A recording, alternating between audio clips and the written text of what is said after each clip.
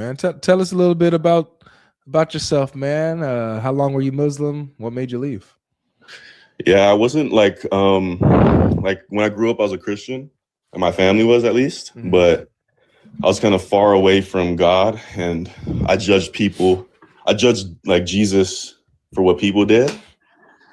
And then when I was in college, I kind of went like seeking again, and my roommate was actually a Muslim, and I lived with him for about 2 years, and like he would just kind of read to me, and I kind of like was, diving into what Islam was, but without any like actual knowledge.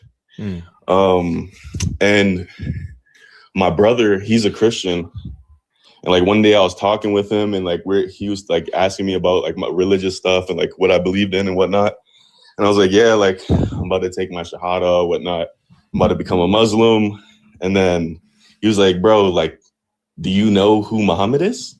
I'm like, yeah, like that's the prophet. Like, well, what's wrong with that? He's like, do you know who he married? I'm like, nah, like, what you mean?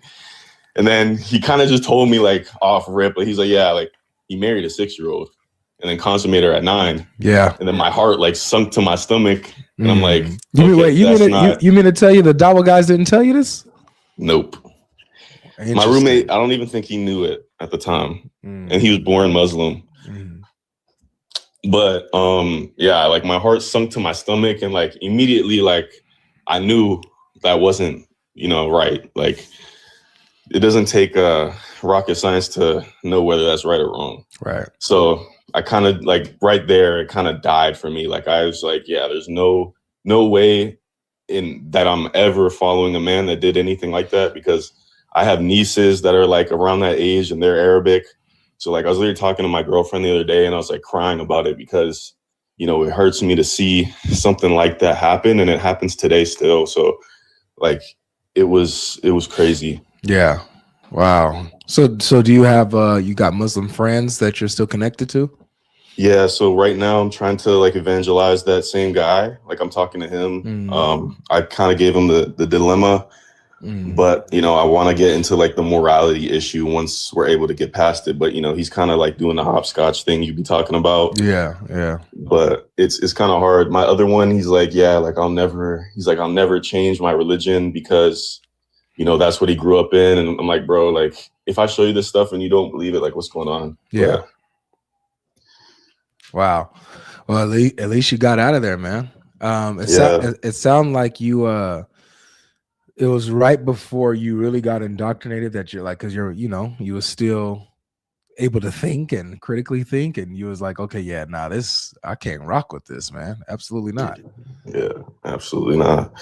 What would you say to someone who is a similar situation like you, who maybe wasn't born into Islam, but they're they got Muslim influences around them, maybe got some Muslim friends, and so they're probably starting to think like, maybe Islam might be good for me. What would you say to that person? I would say never just believe what someone says. Like first thing I prayed for joining Christ was like discernment. And, it's grown so much that I'm able to even tell like, pastors, whether they're true or not. Yeah. So it's like, man, like when it comes to something that you're joining, like you have to really know what you're going into. Yeah. And that's learning, from an external source as well, not just, internal, because they can tell you whatever. Like I've been told stuff from, Christians that weren't true. So it's really important to like read the books. Absolutely. Hey, man, I appreciate you coming up and sharing that, man. God bless you, bro. God bless you, man. Thank you, man. You helped me so much.